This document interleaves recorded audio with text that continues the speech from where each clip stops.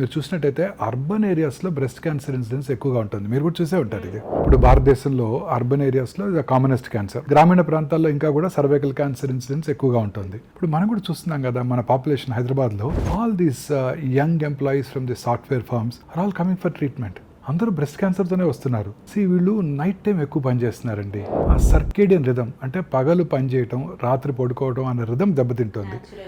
Natural rhythm దెబ్బతింటుంది. అలా దెబ్బతిన్నప్పుడు ఎర్లీగా డిన్నర్ చేసి 8-9 కల్లా పడుకుంటే మీకు తెలియదు ఏముంది, మన అందరిలోనూ కూడా మెలటోనిన్ అనే హార్మోన్ ఉత్పత్తి అవుతుంది. దానికి స్ట్రాంగ్ యాంటీ క్యాన్సర్ ప్రాపర్టీస్ ఉన్నాయి. వీళ్ళందరూ కూడా రాత్రంతా పనిచేస్తూనే ఉంటారు, లేదా వైట్ లైట్కి ఎక్స్పోజ్ అయ్యి పని చేస్తుంటారు, రాత్రి లేట్గా ఇంటికి వస్తుంటారు, లేట్గా డిన్నర్ చేస్తుంటారు, ఆ తర్వాత టీవీ చూస్తుంటారు, ఆ తర్వాత పడుకునే ముందు ఈ మొబైల్ బ్లూ స్క్రీన్ చూస్తుంటారు, వాట్సాప్ మెసేజ్ ఆన్సర్ చేస్తుంటారు, 1 గంటకు పడుకొని పొద్దున్నే 9 వస్తున్నారు.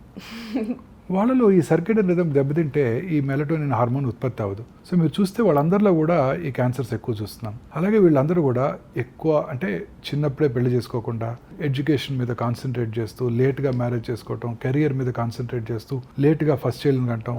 లేట్గా ఫస్ట్ చైల్డ్ పుట్టిన వాళ్ళకి మీకు తెలియదు ఏముంది, రిస్క్ చాలా ఎక్కువ ఉంటుంది. అలాగే వీళ్ళ న్యూట్రిషనల్ స్టేటస్ వల్ల వీళ్ళకి అర్లీగా మెనార్ష్ వస్తుంది, ఆ తర్వాత లేట్గా పీరియడ్స్ ఆగిపోతాయి. సో ఎక్కువ ఈస్ట్రోజన్ పీక్స్కి ఎక్స్పోజ్ అవుతున్నారు. సో వీళ్ళలో ఈ క్యాన్సర్ వచ్చే అవకాశాలు డెఫినెట్లీ ఎక్కువ ఉంటాయండి.